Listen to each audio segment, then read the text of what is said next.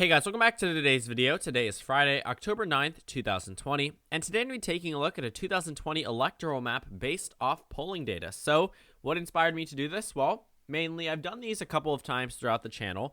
I've made a number of them in the past year alone, and we're going to be taking a look at how they stand today. Now, the polls are constantly changing, which actually does sort of push the need to see this updated map pretty often. When we're looking at this electoral map, I have the results in front of me right here, and I will say straight off the bat, obviously it is not good for Donald Trump. I just made a video yesterday, if you want to check it out on my channel, about how Joe Biden has now jumped up to a 10-point lead nationwide, and that has only been confirmed today.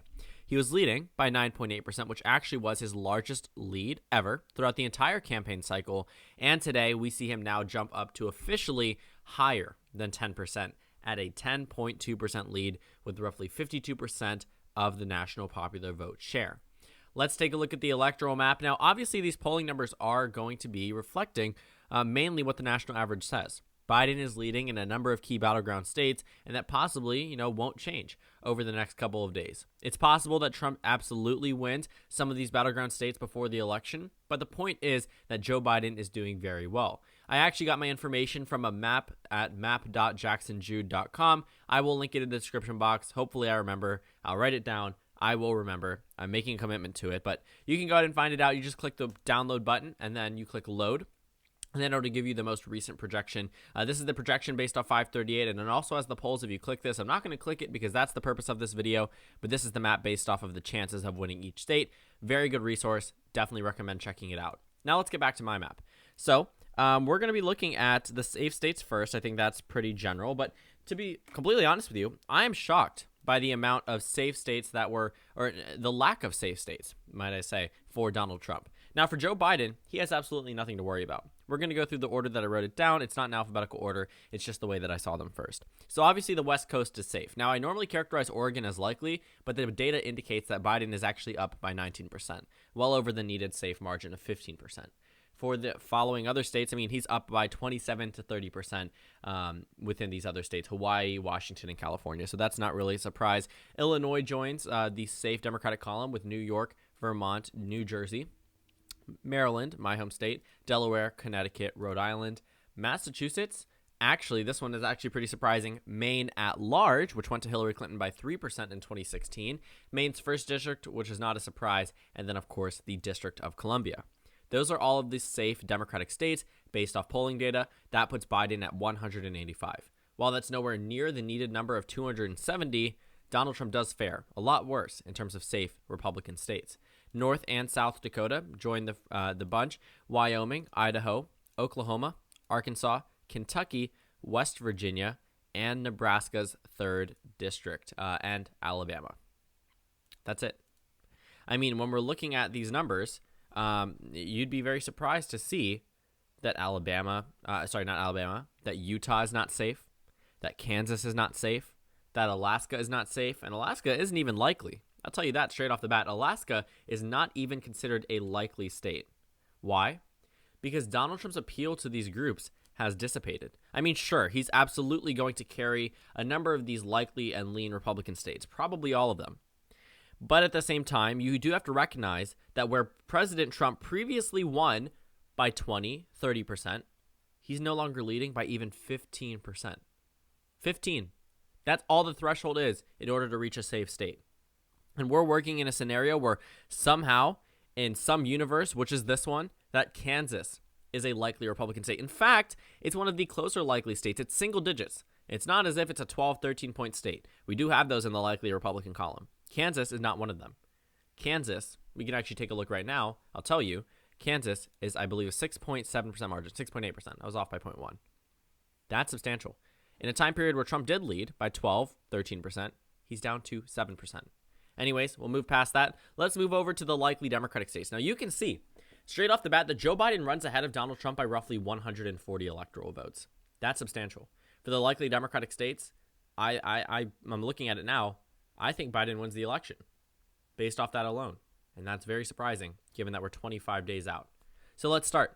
New Hampshire, likely Democratic state, double-digit margin for Biden. Pennsylvania, 7-point margin for Biden. Michigan, 8-point margin for Biden. Wisconsin, 7-point margin for Biden. Minnesota, 9 points for Biden. New Mexico, double digits. Colorado, double digits. Nevada, 7 points. And Nebraska's 2nd district, 7 points as well.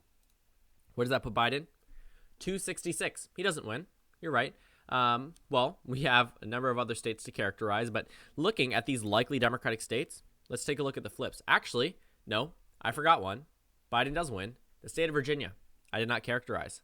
Biden does win based off of these likely Democratic states. Puts him at 279 with the flips in the states of Wisconsin, Michigan, Pennsylvania, and Nebraska. That's very substantial.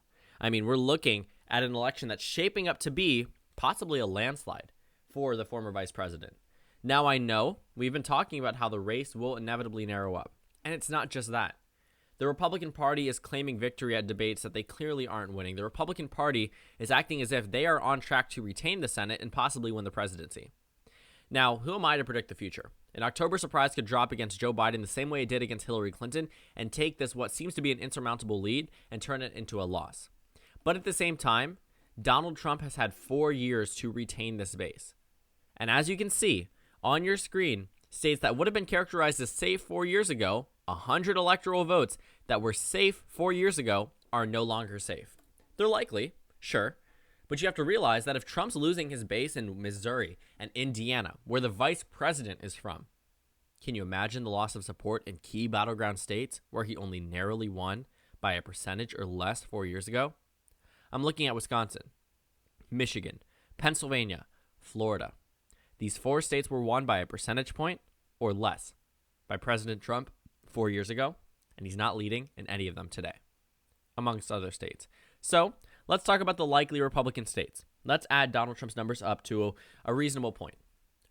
That's up to the numbers, but let's try to do it. So South Carolina, likely for the Republicans. Actually, I believe that may be the closest likely state at this point. South Carolina, likely Republican. Minnesota joins the bunch. Indiana, of course. Missouri, Mississippi, Louisiana, Kansas, again, a close state. Utah, surprising, but not unexpected, I guess, based off the 2016 results, but I really thought that it would return to being a solid Trump state. I have it rated as safe, but who am I to argue with numbers? Montana, likely Republican state. And then this one actually was very shocking. If you noticed it, Nebraska at large is considered likely. Now, I think that's fascinating, but it shows Trump ahead by roughly 11% statewide. This state obviously solidly went to Donald Trump in 2016. He won every single county, and he's only safe. So not every single county. He won every single district, and he's only safe in one of them. So looking at the lean Democrat and Republican states, we're actually going to flip-flop just a little bit. We're not going to talk too much about these likely Republican states. I've already made my point about Donald Trump's base retreating in a similar fashion across the nation. But the lean Republican states, this is the area where I think that Biden really needs to make a play for. And I'll talk about why I believe that. Lean Republicans, or Democrats in general. Lean Republican states, there's 2 of them in one district. If you can guess the district, I'll give you a cookie. It's Nebraska's 1st district. That's considered lean. I think that is shocking. I characterize it as likely. I think the margin will be 13-14% for Trump, but the data indicates that it's a lean Republican state district. For the lean Republican states, it's Texas and Alaska. Now, Texas, narrowly. It's only 1.1% for Trump. All it takes is a 0.2 shift in favor of Biden, and it's back to tilt. For Alaska, it's actually moved from being safe in the beginning down to likely, down to lean. That's pretty substantial. I mean, the fact that Donald Trump went from having a tight grip on this battleground state that yielded Sarah Palin in 2008, even in 2008, yes, Sarah Palin was from that state, but Obama didn't even come close. I mean, yes, it was within single digits, but in comparison to where Joe Biden is standing today, especially comparing it to how good of a candidate Obama was, I think that's shocking. And it could just be the state itself, but we haven't seen too many shifts in population in Alaska. I think it's just more so of an opposition to President Trump from this battleground state because it was never characterized as a battleground state. I don't think you could have ever told me Alaska was going to be competitive this time around. Not only is it competitive, as we see on the presidential level, it is competitive on the Senate level and on the House level. The Republican Party's oldest member is 87 years old. It's Representative Don Young from the state of Alaska.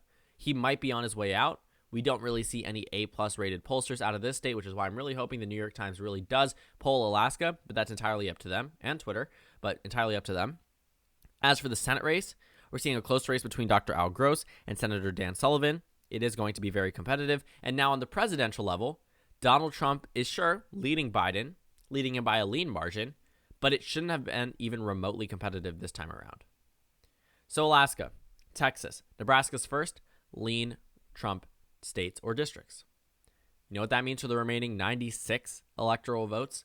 Biden's already won. He wins all remaining 96. Let's characterize them. Let's start off with the state of North Carolina. This is a state where the Republican Party has held down for quite some time now, for decades, up until Obama. And when Obama won the state, he only won it by 14,000 votes. It wasn't a obliterating margin, even though he was running against someone he defeated by 5 points on the national average. I think that's important to note as well. The fact that Obama did so well and still only narrowly won North Carolina really gives us a general idea of how North Carolina really is a Republican state. At heart, at its core, it elects Republicans. Whether that's at statewide office levels or whether that's on the presidential level, they have a history of voting in Republicans. But in 2008, it ended up going to the Democrats for the first time in quite some time. And then 2012 rolls around, and it returns to the Mitt Romney column. Donald Trump won this state by 3.7% 4 years ago. He's on track to lose it. And I think that largely has to do with the fact that we're seeing increased minority turnout. What we saw in Georgia, where 22% of early voters had not even voted in 2016, while that may not necessarily account for all of these shifts in terms of people moving into the state or people that turned of age, again, we're seeing increased turnout, minority turnout especially, and that makes a lot of a difference in North Carolina because it is a state, very populous, very large, with an African-American population, minority population in general, that makes a pretty significant portion of the electorate that traditionally doesn't vote at the same rate as white voters. It looks like the Biden campaign or Trump has struck a nerve with the minority groups in this country, and we're seeing Donald Trump pay the price for that, whether that's through North Carolina or whether that's through neighboring Georgia. Because today, Joe Biden leads in the state of Georgia. Its 16 electoral votes went to Donald Trump in 2016 by 5%. He should be leading here.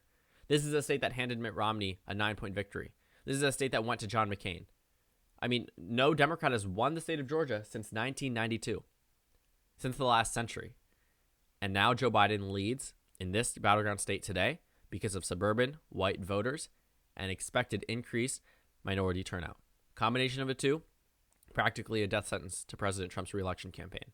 Georgia goes blue as it stands today. Florida, another neighboring state in the same region in the South. Florida, we were all talking about how Joe Biden is losing support amongst Hispanic voters. While that is technically true, he's losing them by 1, 2, 3% compared to Hillary Clinton's margin, he's doing much better, especially amongst senior voters, which make up a very significant portion of the Florida electorate. Think about it. A lot of people say, I'm going to Florida to retire. It's on track to be the third most populous state in the country, and they do make up a pretty significant portion of the electorate, and they are on track to shift in favor of Biden. All Biden needs is a 4-point shift in terms of senior support from 2016 to 2020. Well, guess what? Per the NBC News poll, per the CNN poll, Biden shifts them not by 4%, but by 40%. At least 40%, 10 times what he needs. So you can imagine the map. If Biden actually does win them by 40%, or moves them over by 40%, which would roughly translate to a 20-point victory amongst the Democrats. That's unrealistic, I'd say, because those polls also showed Biden up by 14, 16% nationwide. But at the same time, all Biden needed is 4%. And in that poll and a number of other polls, he's shifting it by way more than 4%. That was just the most extreme scenario, and I wanted to use that to contrast that point. But looking at North Carolina, Georgia, Florida, lean Democratic states. Arizona doesn't really need much discussion. Cindy McCain has announced that she will be speaking with Vice President Biden at the state in the state of Arizona in order to persuade some Republicans, some independents voting for Joe Biden. Because in 2016, on the same ballot that Donald Trump was elected president, John McCain was also on that ballot. Guess what? Donald Trump won the state of Arizona, but nowhere near where John McCain won it. John McCain won it by nearly double digits. For Donald Trump, he won it by 4%, rounded up. So when we're looking at the state of Arizona and we're looking at its shift of the past 4 years, specifically, the Democratic Party is on track to retain the House majority in Arizona in terms of House Representatives sent to Congress. They're also on track to win the next Senate seat, held by Martha McSally currently, who actually coincidentally lost another Senate race back in 2018. In 2 years, she would have handed the Democrats 2 Republican seats. On the presidential level, Joe Biden is on track to win. He's up by 4% in this state. Now, if we take a look at Maine's 2nd district, this is pretty close. It's within, obviously, single digits. It's a lean Democratic state or Democratic district, Biden is the current favorite to win. But for Ohio and Iowa, they traditionally vote together. And up until recently, Biden was underwater in Iowa. He was not leading. But as it stands today, Biden leads by 1.1% in Iowa, and Biden leads by 0.9% in Ohio, which means it is the only tilt state on our map, and it's favoring Joe Biden. So look at this map. When was the last time we saw an electoral college victory with this large of a margin? It was Bill Clinton's re-election bid, when Bill Clinton won 379 electoral votes. If Joe Biden expands his lead, which is anything's possible this year, if Texas goes, this will be the largest electoral college victory for a Democrat since Lyndon B. Johnson. Largest. In modern history, in over half a century, the largest. Now, this will be the largest victory, if this map holds, without Texas, since the year 2000, since the year 1996, practically. And when we're looking at Joe Biden's numbers, the fact that he could possibly reach higher than Obama as a candidate that's nowhere near in comparison, in my personal opinion, Obama was a much more inspirational speaker, which is why we refer to him as a candidate of a lifetime. I just think that the stakes are so much higher for the Democratic Party that, while they sure may have liked Joe Biden originally, they're now in love with him. Because Joe Biden offers an alternative to what they view as someone who hates the country. The Democratic Party has painted Donald Trump in such a way that you mention Donald Trump's name in a political ad in a competitive swing district or swing state, and the Democrat starts leading. Take 2018, for example. The main messaging of the Democratic Party was not to push forward legislation, because they knew with a Republican president that would not happen. Their main purpose was checking Donald Trump. And while checks and balances is nowhere new to the country, opposing just one person in specific is new to the Democratic Party. It's new in the sense that we saw numerous ads about candidates supporting President Trump in 2016. We see today Martha McSally distancing herself from Donald Trump. We see Mitch McConnell advising to Senate candidates that are in competitive swing states, distance yourself from President Trump because you will not ride on a losing president's coattails. They're counting on outperforming President Trump, but realistically, that just isn't going to happen. And if you're not outperforming someone who's only narrowly getting 163 electoral votes, that has a lot to say about you as a candidate and about where the party stands today. So, final map, Joe Biden 375, flipping the states of Arizona, Iowa, Wisconsin, Michigan, Pennsylvania, Ohio, North Carolina, Georgia, Florida, Nebraska's 1st district, and Maine's 2nd district. All in all, Biden doing very well as it stands today. We have less than a month to go. Things can change, but the question is, will they?